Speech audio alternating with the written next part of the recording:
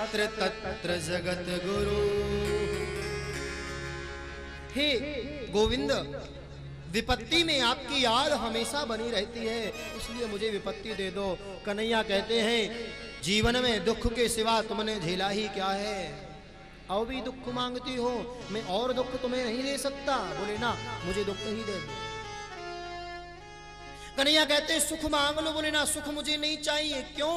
बोले सुख के माथे सिल पड़े जो हरि हृदय से जाए, और बलिहारी वा दुख की जो पल पल नाम जपाए। वैसे कभी भजन नहीं करते, कभी याद नहीं आती गोविंद की, और थोड़ा बुखार आ जाए ना फिर कहते हे राम हमें बुखार हो गया, थोड़े ठीक हो जाए। अरे भले आदमी सुखी था तभी गोल गा लेता गोविंद का नाम, तो तेरे को दुख मिलता क्यों?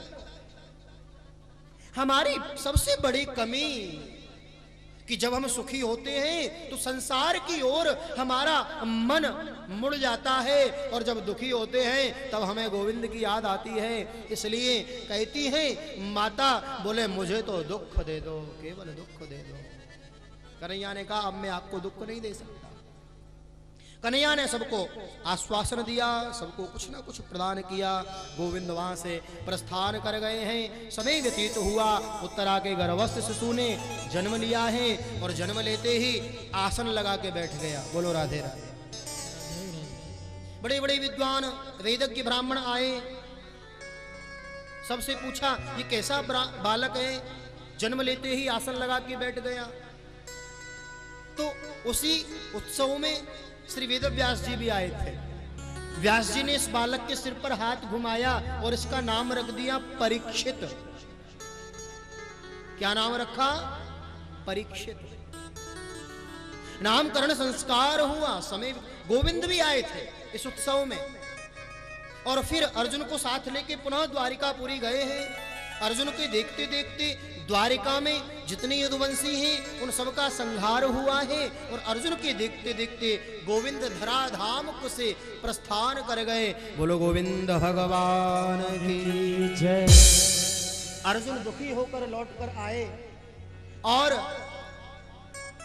अर्जुन के दुखी स्वरूप को देखकर पांडव पहचान गए। पूछ लिया क्या बात है, क्यों दुखी हो? अर्जुन ने कहा, बोले भाई जी, जिन गोविंद के बिना हमने एक कदम चलना नहीं सीखा, जिन गोविंद की कृपा से हमने महाभारत जैसा समर युद्ध जीता, वो गोविंद आज हमें छोड़कर चले गए। जैसे ही पांडवों ने सुना बड़े दुखी हुए, बड़े दुखी हुए।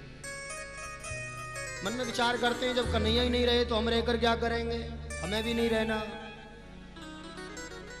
तो मालूम क्या किया, ये छोटा जो बालक था ना परीक्षित, इसको राजा बना दिया, राज्य तिलक कर दिया, राज्याभिषेक कर दिया, राजगद्दी पर आसीन कर दिया, और समस्त पांडव चले गए हैं स्वर्गारोहण के लिए। कुछ नियम बता गए थे बाबा पांडव परीक्षित को।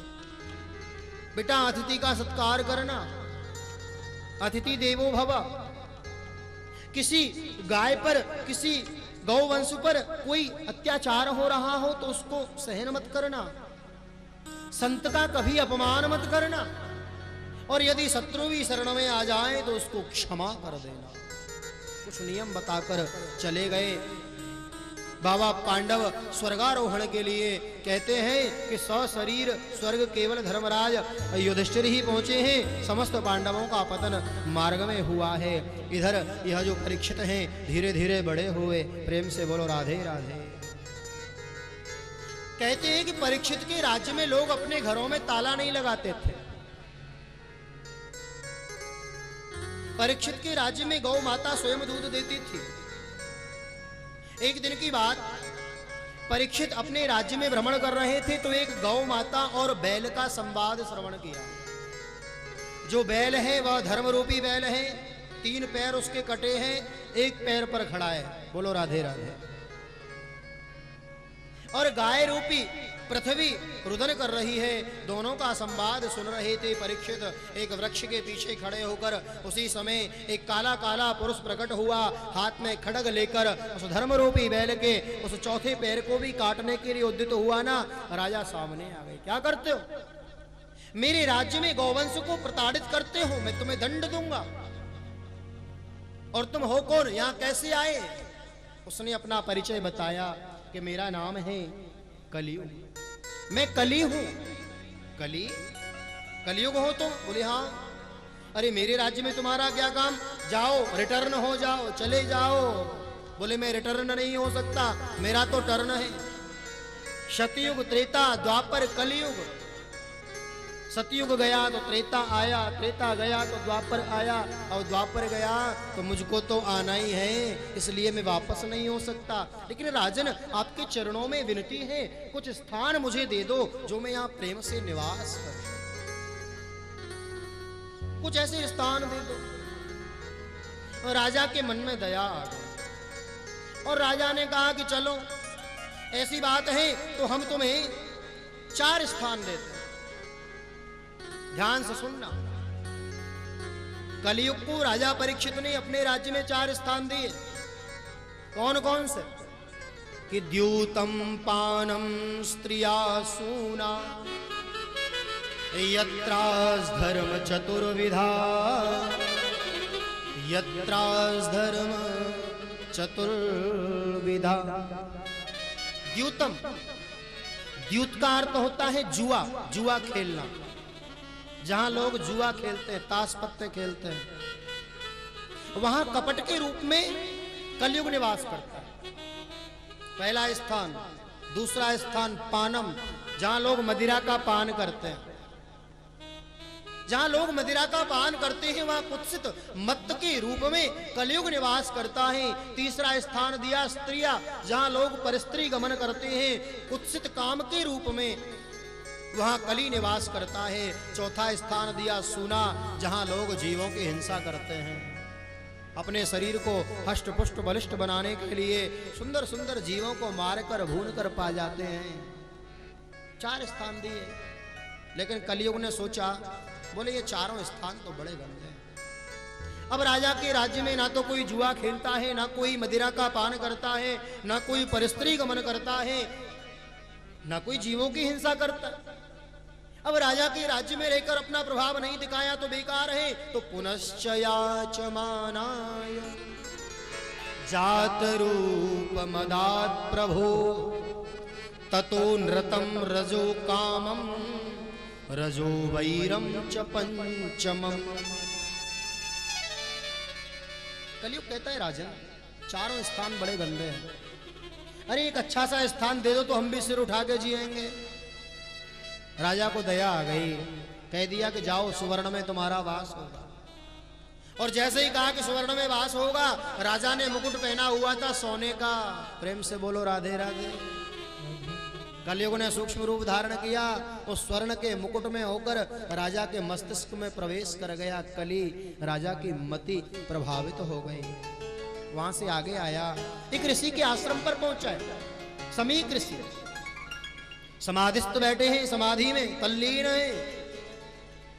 और महात्मा को देखकर इसके मन में कैसे विचार जागृत हुए। आहा, मन में सोचता है कि देखो ये ढोंगी बाबा को, माथे पे तिलक लगा लिया, गले में माला धारण कर ली, हाथ में माला ले ली और संसार को पागल बनाते। वहां जाकर जलपान की याचना की। हम इस राज्य के राजा हैं, हमें भूख लगी है, प्यास लगी है, जलपान कराइए। संत से कोई उत्तर नहीं मिला ना, तो ये कुपित हो गया, क्रोधित हो गया। कली का प्रभाव था ना। मार्ग में एक मृत सर्प पड़ा था, तरकस से बाण निकाला, बाण की नोक पर मृत सर्प को उठाया और ऋषि के गले में लपेट दिया। प्रेम से बोलो राधे राधे। ऋषि का अपराध कर दिया, लौटकर राज्य में गया है। घर में जाकर जैसे ही मुकुट को उतारा, कलयुग का प्रभाव दूर हुआ। इसे बड़ी गिलानी हुई, बड़ा पछतावा, मैंने क्या किया, एक संत का अपराध कर दिया, मुझे जीने का अधिकार नहीं, मुझे मर जाना चाहिए। बड़ा लेकिन उधर समीक ऋषि के जो पुत्र हैं श्रृंगी ऋषि, वो कौशिकी नदी में स्नान करने गए थे और स्नान करके कमंडलों में कौशिकी नदी का जल लेकर आ रहे थे। कौशिक्यास उपव्रज्य वाक् वज्रम विससर्ज, इति लंघित मर्यादम तक्षकः सप्तमे हरि। और जैसे ही पिता के गले में अमृत सर्प देखा, कमंडल में से जल लिया, अभिमंत्रित किया, श्राप दे दिया, जिस किसी ने मेरे पिता का अपमान किया है श्राप देता हूं, आज से ठीक 7वें दिन इसी सर्प के पूर्वज जो तक्षक सर्प हैं उसके काटने से उसकी मृत्यु हो जाएगी। वाणी रूपी बाण चला दिया, रुदन करने लगे। पिता की समाधि खुली, पूछा पुत्र क्या हुआ? श्रृंगी ऋषि ने पूरा वृतांत बता दिया। राजा आए थे, आपके गले में अमृत सर्प डाला, मुझे क्रोध आ गया, मैंने श्राप दे दिया है। अब राजा 7 दिन के बाद जिएंगे नहीं, उनकी मृत्यु हो जाएगी। ऋषि बड़े दुखी हुए, कहने लगे हम तो संत हैं ना, हम महात्मा हैं, महात्माओं को करुणावान होना चाहिए। आगे कथा आएगी, महात्मा के लक्षण बताते हुए कहते हैं कि सुहृद कारुणिकः सर्वदेही नाम अजात शत्रवः, ये लक्षण है साधुता के। हम साधु हैं, हम संत हैं, हम महात्मा हैं, हमें क्रोध नहीं करना चाहिए। तुमने बड़ा अपराध किया, राजा को श्राप दे डाला। गौरमुख नाम के 2 शिष्यों को बुलाया, कहा कि जाओ राजा को सावधान कर दो, आज से ठीक 7वें दिन उसकी मृत्यु हो जाएगी। दोनों शिष्य गए हैं राजा के यहाँ, राजा उदास बैठा है। राजा ने उन ब्राह्मण बालकों का बड़ा सुंदर स्वागत किया। ब्राह्मण बालक कहते, राजन आप हमारा स्वागत न करें, हम आपको कोई खुशखबरी सुनाने नहीं बल्कि बड़ा गंभीर समाचार सुनाने आए हैं। राजन सावधान, आज के ठीक 7वें दिन तक्षक सर्प के काटने से तुम्हारी मृत्यु हो जाएगी। अपनी मुक्ति का कोई उपाय करना है तो कर लो। देखो जीने की तो सब तैयारी करते हैं, बोलो राधे राधे। जीने की सब तैयारी करते हैं, बढ़िया रहने के लिए सुंदर मकान चाहिए, घूमने के लिए सुंदर वाहन चाहिए, किसी प्रकार की असुविधा ना हो तो मकान में सारी सुविधा होनी चाहिए, है ना। जीने की सब तैयारी करते हैं, लेकिन प्यारे कभी सोचा है कि एक दिन मरना भी है, मरने की भी कुछ तैयारी हो जाए।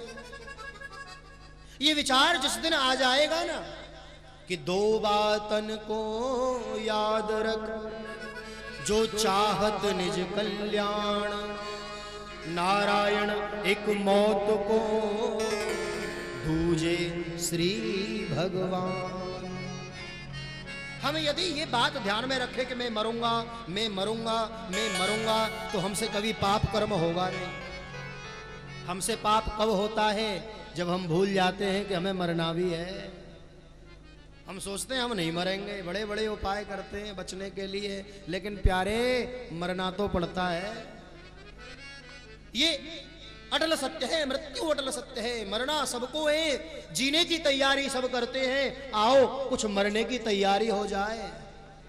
राजा को जो पता चला कि 7 दिन में मरूंगा, सब कुछ त्याग दिया, घर को छोड़ा, पत्नी को छोड़ा, अपना पुत्र जिसका नाम है जन्मेजय, इसको राजगद्दी पर स्थापित किया, सब कुछ त्याग दिया।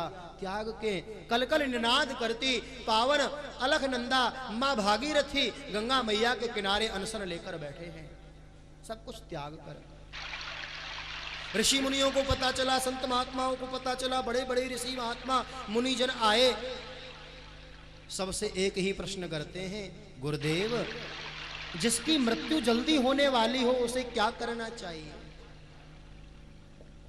जिसे जल्दी मरना चाहिए, जिसे मालूम हो गया हो कि मेरी मृत्यु शीघ्र होने वाली है, उसे क्या करना चाहिए?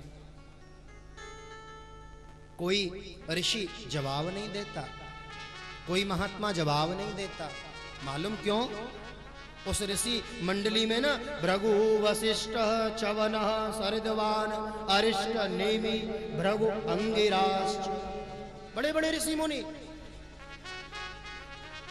और तो और सुखदेव जी के पिता वेदव्यास जी, जिन्होंने भागवत को लिखा, लेकिन उन्होंने भी भागवत नहीं सुनाई परीक्षित को। मालूम क्यों? सोचते हैं कि आज परीक्षित जैसा श्रोता मिला है तो हमारा सौभाग्य है, सुखदेव जैसे दिव्य वक्ता के द्वारा हमें कथा सुनने को मिलेगी, इसलिए व्यास जी भी शांत बैठे। बड़े बड़े ऋषि मुनि पधारे हैं इस सभा में, और सुखदेव भगवान बैठे हैं समाधि में। सुखदेव जी की समाधि में भगवान गए और भगवान ने कहा कि जाओ सुखदेव, दिव्य कथा सुनाओ राजा परीक्षित को। सुखदेव जी उठे हैं, चले आ रहे हैं, दर्शन करें। बोलो सुखदेव भगवान की जय।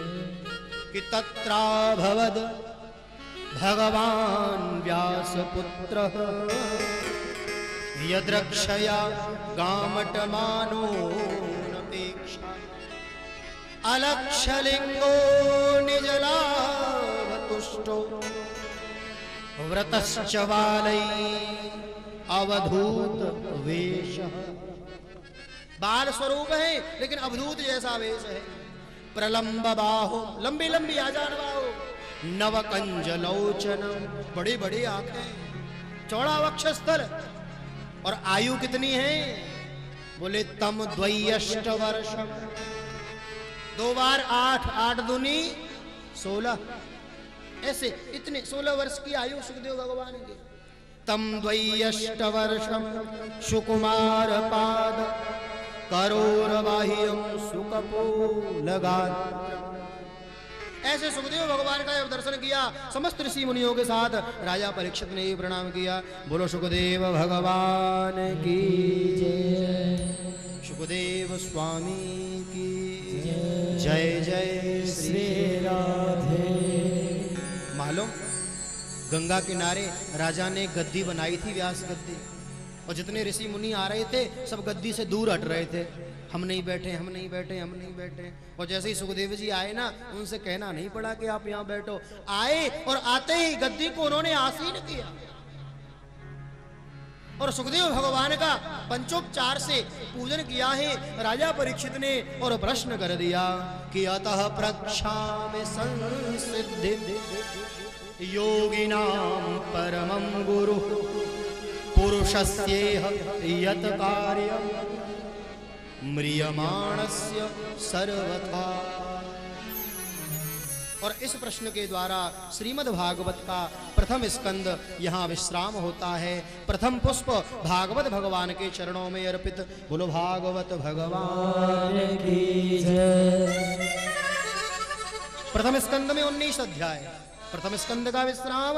अब श्रीमद् भागवत का द्वितीय स्कंद आरंभ होता है। द्वितीय स्कंद भागवत का सबसे छोटा स्कंद है, इसके अंतर्गत केवल 10 अध्याय। और यहाँ से सुखदेव भगवान की वाणी का प्रादुर्भाव होता है। श्री शुक उवाच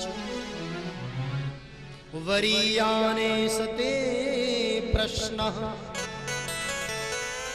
क्रतो लोकहितो नृपः आत्मवित सम्मतः पुंसां श्रोतव्यादिषु यः परः।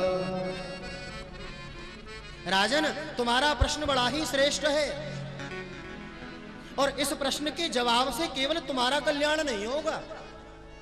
देखो, यदि राजा ये कहता ना कि मेरी मृत्यु होने वाली है या मुझे श्राप लगाए, राजा ने ऐसा नहीं कहा कि मैं मरने वाला हूं मुझको श्राप लगाए। राजा कहते जिसकी मृत्यु जल्दी होने वाली है, जिसे 7 दिन में मरना हो। केवल राजा को नहीं, हमको और आपको भी 7 ही दिन में मरना है, क्योंकि सप्ताह के दिन ही 7 होते हैं, 8वां होता ही नहीं। प्रेम से बोलो राधे राधे। राजन, तुमने बड़ा श्रेष्ठ प्रश्न किया है। इस प्रश्न के उत्तर से सारे जगत का कल्याण होगा।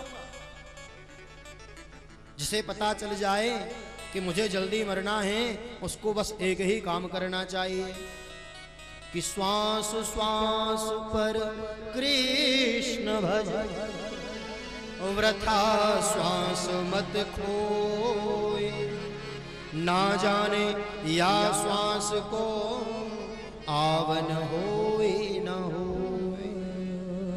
कर से करम करहु विधि नाना, मन राखहु जहाँ कृपा निधान।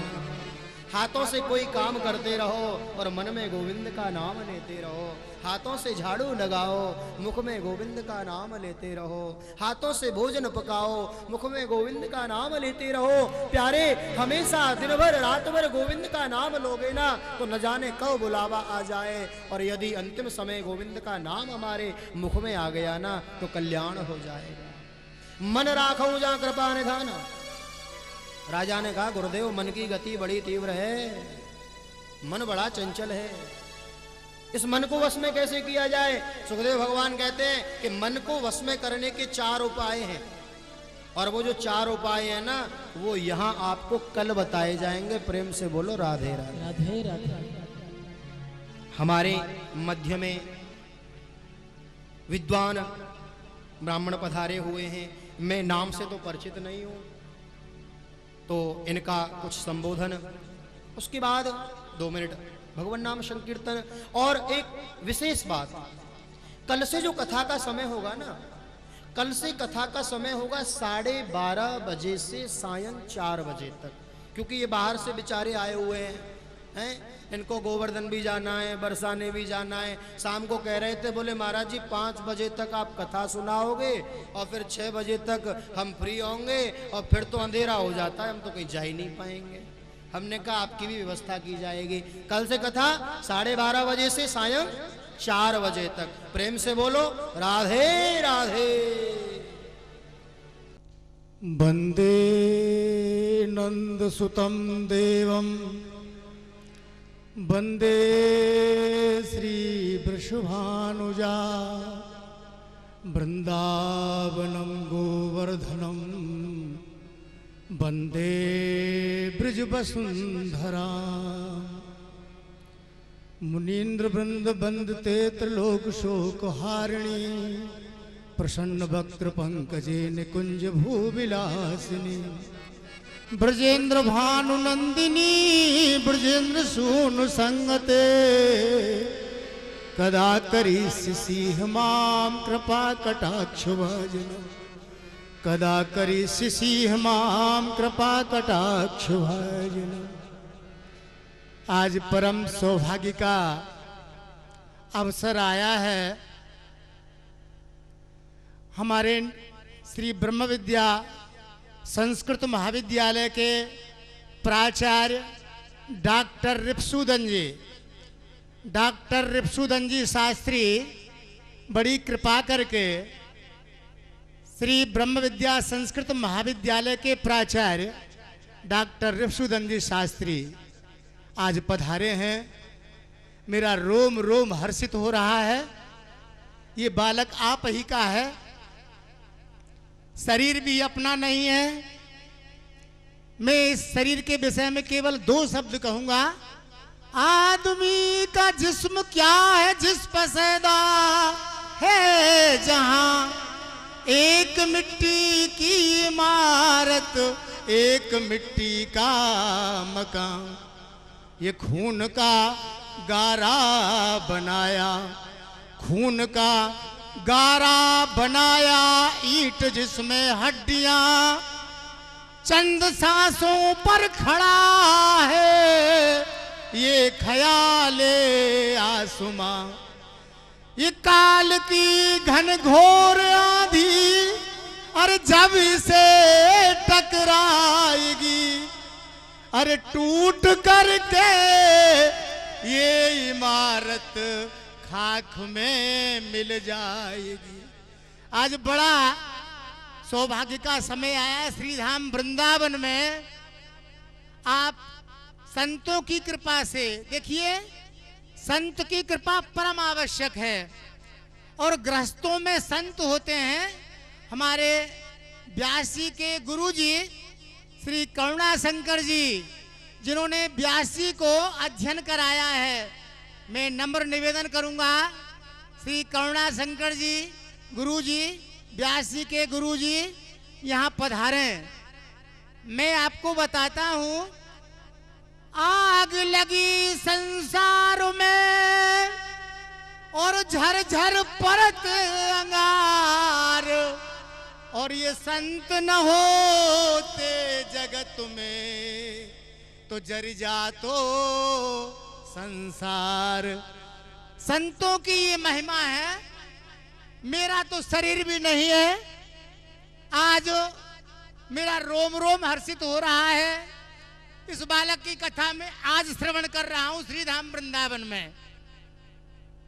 हिमाचल प्रदेश ऐसा दिव्य प्रदेश जिस प्रदेश ने इस बालक को अपनाया, इस बालक को ये पाठ में गया और एक बार के पाठ में ऐसा छा गया कि आज हिमाचल प्रदेश श्रीधाम वृंदावन में इस परमहंस आश्रम में परमहंसों की संहिता श्री भागवत श्रवण कर रहा है।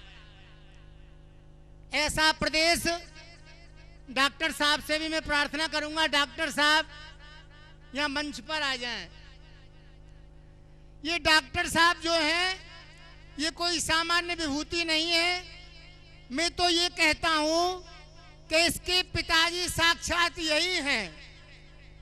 मैं तो केवल जन्म देता हूं और जन्म देने के बाद इन्होंने इनको चुना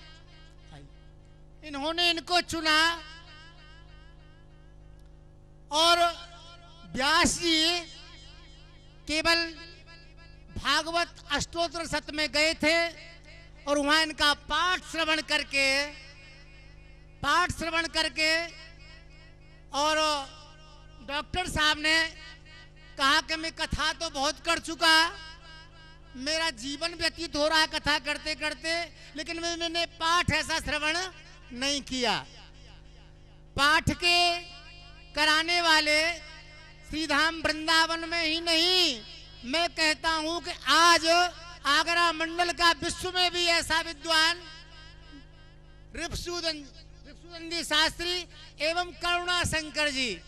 देखिए, यथा नाम तथा गुण, करुणा शंकर, करुणा लगी है और शंकर भगवान विश्वेशम माधुवम दुंडीम दंडपाणी च भैरवम और वंदे काशीम गुहाम गंगाम भवानी मणिकर्णिकाम।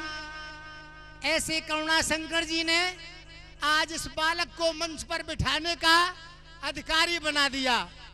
मैं भी नहीं समझ पाता था कि बालक कैसी कथा करता होगा, लेकिन आज मैं बड़े संतोष से, बड़े धैर्य से इस परमहंस आश्रम में, जिसके बगल में ही मेरा श्री निम्बार्क संस्कृत महाविद्यालय है, उसके बगल में ही आज मुझे धन्य कर दिया। निम्बार्क संप्रदाय को मैं कहता हूं कि धन्य कर दिया। इसकी वाणी में मैं क्या कहूंगा, मैं तो ज्यादा इसके विषय में कुछ जानता नहीं, ना कुछ ज्यादा कहूंगा, केवल 2 शब्द कह के अपनी वाणी को विराम दूंगा और डॉक्टर ऋषुदन जी को मैं कहूंगा कि आप जरूर कुछ कहें। बोलिए वृंदावन बिहारी लाल की। मैं फिर कभी बोलूंगा।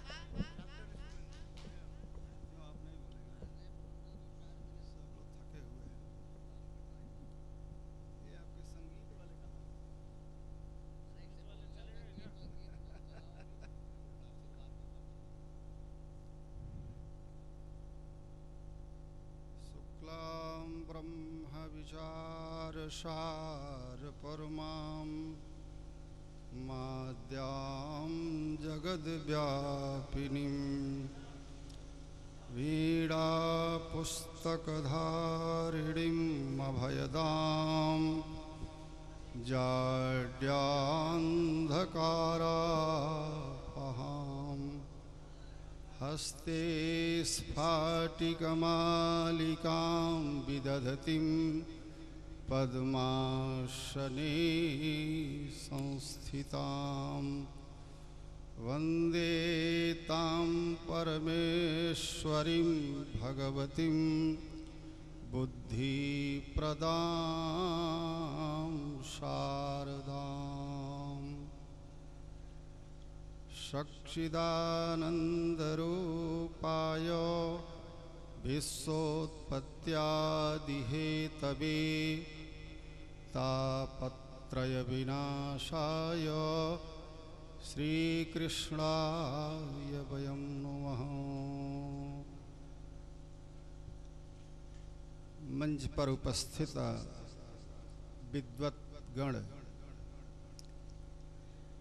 और इस श्रीमद्भागवत महापुराण के वक्ता के रूप में, व्यास रूप में विराजमान हमारे मित्र श्री महावीर जी शर्मा के सुपुत्र श्री राधे श्याम जी और व्यास जी के गुरु के रूप में विराजमान हमारी बाएं ओर बैठे हुए श्री करुणा शंकर जी और हमारे दाहिने ओर बैठे हुए निम्बार्क संस्कृत महाविद्यालय के श्री संतोष कुमार जी, अन्य आचार्य लोग एवं सुकर कुकर कीट पतंग सुर नर गंधर्व किन्नर असुर राक्षस भूत पिशाच बैताल वृक्ष लता गुलमाद की एकमात्र रक्षा करने वाले जगत नियंता जगदीश्वर जगदातार अखिल ब्रह्मांड लोक नायक भगवान श्री कृष्णचंद्र के चरित्र को चरितार्थ करने वाले दूर देश से पधारे हुए सज्जन वृंद, सौभाग्यवती माताएं, प्रिय बहनें, प्रसन्नता की बात है कि आज हम लोग इस वृंदावन धाम के परमहंस आश्रम में, इस परमहंस आश्रम में श्रीमद् भागवत महापुराण की कथा सुनने के लिए